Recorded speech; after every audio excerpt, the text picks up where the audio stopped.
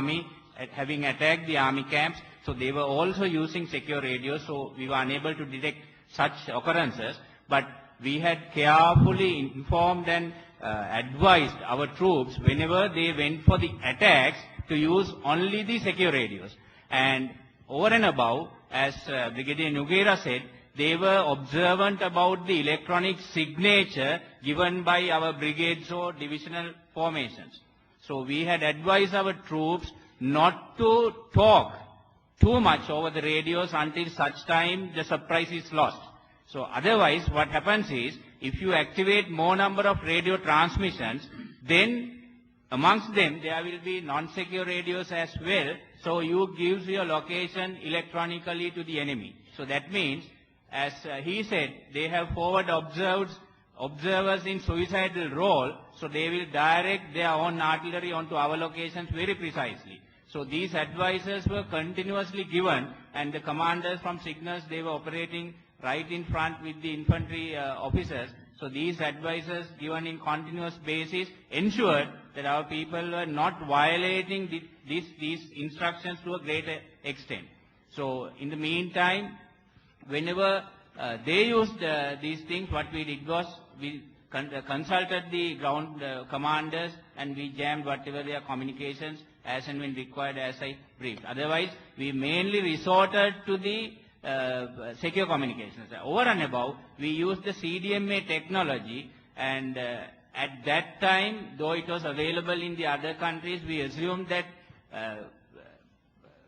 detection of CDMA communication was not available in Sri Lanka, so we took it for granted at that time. I should divulge, because the infantry officers were also under the impression that CDMA was fully secure. But since we did not have any other alternative, we also, supported them to think accordingly, but we were favored. But if the LTT had used CDMA phones, we always encouraged, because we had other systems devised to track them whenever they use CDMA phones, so we could engage them through indirect means or by sending special forces to those targets which we had done. Thank you. Thank you. Yes, please. Yes, Professor. Thank you for those presentations. Air Vice Marshal, your description helped me to understand something I found absolutely astonishing, which is the record of the Sri Lanka Air Force in what you termed interdictions. Frankly, reading what's happening in the rest of the world now, I think your record was absolutely the best in the world. Because I think up to December 2008, I used to monitor this, to something like 460 interdictions. And even the LTT only claimed that in, I think, 29 of them there were civilian casualties. And most of those were 1 or 2. And that's just fantastic. But can I ask, did the Army and the Navy identify for you military targets, which given the constraints you had, did you sometimes refuse to take them out?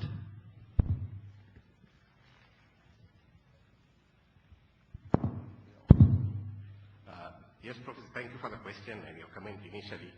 That did happen, and I'm sure my counterparts in the Army will confirm this if you speak to them, that there were several occasions, even when we received the target for interdiction from the Army. Like I said, we had our own strict evaluation process, which we went through. It took time, minimum 24 hours, and there were instances where we had to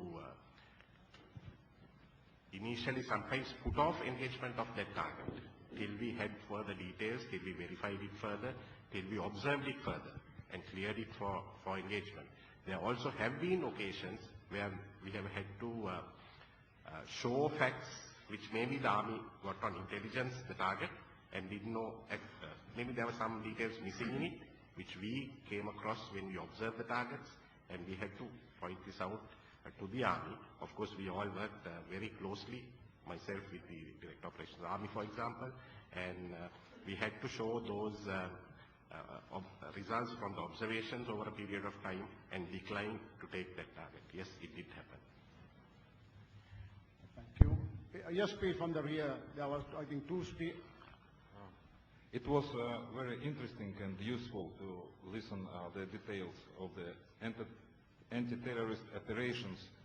resulting in defeating the LTTE. I'd like to say a few words as representative of the Ministry of Foreign Affairs of the Russian Federation.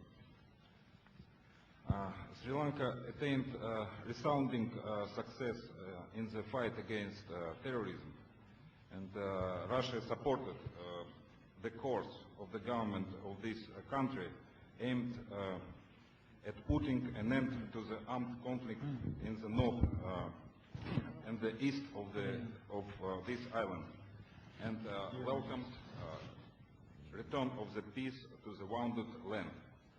We highly appreciate efforts of the government of Sri Lanka to ensure reconciliation and to restore social and economic infrastructure in the northern and eastern regions of this country, and to provide necessary humanitarian assistance. We believe that the primary responsibility for investigating the events that occurring during anti-terrorist operations in Sri Lanka lies with its government. We think that this achievement of Sri Lanka is in line with the most important counterterrorism document, UN Global Counterterrorism Strategy, which was unanimously adopted by the 60th session of the UN General Assembly 5 years ago in 2006. Thank you very much.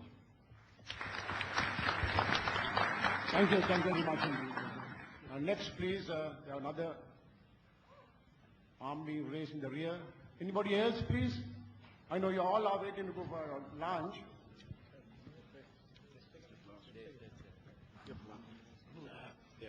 Please, yes, please, could you kindly get up and speak? Okay, go ahead, please. A remarkable feature of this war was the low casualty rate of civilians. Could you kindly explain how you maintain that strategy, notwithstanding a human shield being adopted by the LTTE, please? Mr. Ralph Nogueira, please.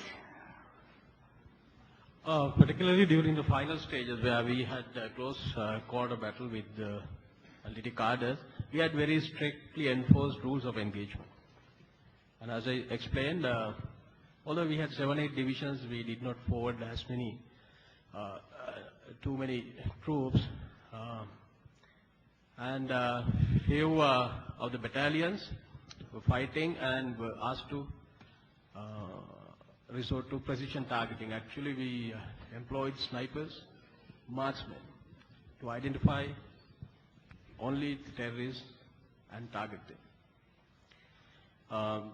But then we have done away with the using of, by the final stages, use of heavy weapons, weapons of greater lethality, artillery, air strikes. And from our side, from armed forces side, those are the measures adopted to ensure zero civilian casualties during confrontations. Ladies and gentlemen, we'll have one last question.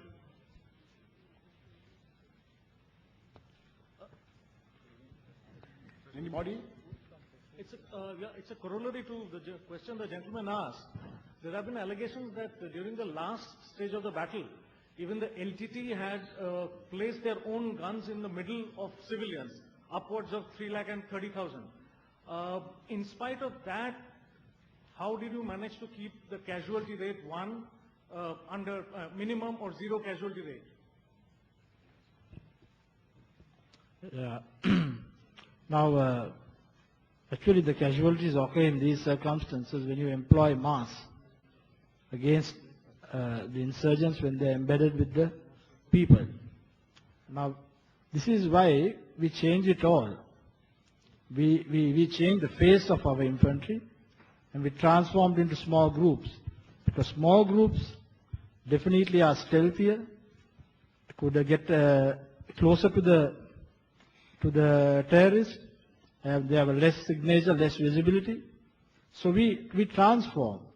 Precision was what guided us in making these small group concepts, and it contributed immensely to the reduction of casualties or achieving the 0 point. And the other factor is that the timely and correct employment of special operations. That was something.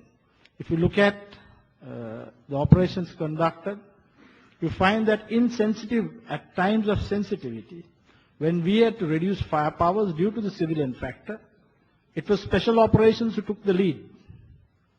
And special operations, most of the time, conducted these operations at night because they were better equipped and, of course, had the skill.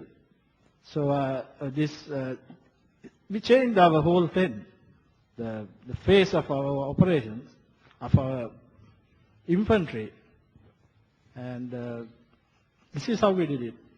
Have I answered the question? Or? I think, thank you very much, Ralph.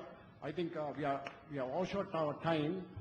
Everybody waiting for lunch. We'll conclude the session, ladies and gentlemen. I think this session was very, very interesting, productive and fruitful. I take the opportunity to thank the panelists and also the distinguished audience for their patient hearing. Thank you very much indeed, ladies and gentlemen. Thank you very much.